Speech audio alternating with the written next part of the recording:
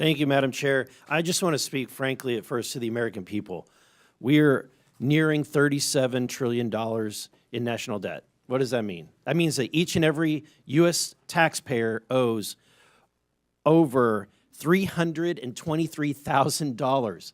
Okay? What does that mean? That means when the EPIC, which is the Economic Policy Innovation Center, says we have 18 trillion left. That's it. 18 trillion left to take out, and we're spending $2 trillion in debt every year. Folks, we're at the precipice of a debt, like a debt cycle. We are literally at a point in which the dollar will be worth nothing. What does that mean? And I mean we know Social Security goes bankrupt in 8 years, right? Medicare goes bankrupt in 10 years. And then 15 years from now, the dollar is completely devalued and worth nothing. So what does that mean? That means your pension, the money in your bank, your savings is nothing. It's worthless. So what are we doing? We're trying to save this country. We're trying to save your pensions. We're trying to save your bank accounts. We're trying to save this country for the next generation, and it would be nice if we had help. But instead, we have people that are fighting us on this. And I think that I would hate to be in the Democratic Party right now because you're in a really bad bind. You're having to defend all of this crazy spending, all of this crazy waste. So how do you do it? You do ad hominem attacks. You attack the messenger. Oh, Elon Musk, right? He's rich. He must be evil, right? That's the attacks. Really? You can't do any better than that, right? Let's talk on the policy. Help us. We're trying to save this country. This is and Elon Musk, who's making no money doing this, is trying to save this country. Why? Because he has invested in the United States of America more than anybody, right? So I think that we should embrace it. In fact, not a single company, governor of any state would ever turn down Elon Musk and his team of DOGE from coming in and providing free services to right the course and financially in any state or organization. It's ridiculous that we would demonize someone that loves this country so much. Mr. Whitman, the formation of agencies via the executive action is not new, right? The formation of DOGE is not new. Can you, are you familiar with any other previous presidencies where they've formed organizations like DOGE via executive action?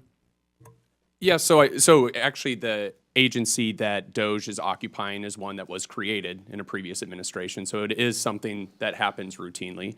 But I don't know if that answers your question. Yeah, there's been the Office of Budget Management was created, Environmental Protection Agency was created, the U.S. Digital Service, which is now DOGE, was created all by executive order, right? And actually one other I'd add is USAID was originally created through an executive order by President Kennedy and then later formalized. And then, Madam Chair, I have a video I would like to end with that just, let's review, if we could cue that, to remind, and I want to remind my Democratic friends, at a point in which you once had the majority of the American people on your side, this is what your party believed in.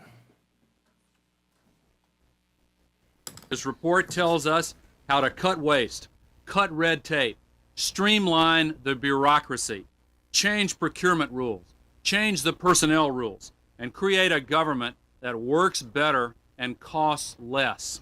I've read it, and where it says the president should, the president will. Among the 800 recommendations, eliminating 12% of the federal workforce, merging some government agencies like the FBI, the DEA, and the Bureau of Alcohol, Tobacco, and Firearms, closing hundreds of government offices outside Washington. From the day I took office, one of the commitments that I made to the American people was that we would do a better job here in Washington in rooting out wasteful spending. We thought that it was entirely appropriate for our governments and our agencies to try to root out waste, large and small, in a systematic way. It means cutting some programs that I think are worthy, but we may not be able to afford right now. A lot of the action is in Congress and legislative, but in the meantime, we don't need to wait for Congress in order to do something about wasteful spending that's out there. We haven't seen as much action out of Congress as we'd like, and that's why we launched on our own initiative the campaign to cut waste. And we're going to keep on finding every possible way that we can do that, even if Congress is not acting. There you go. I think it speaks for itself. My time has expired.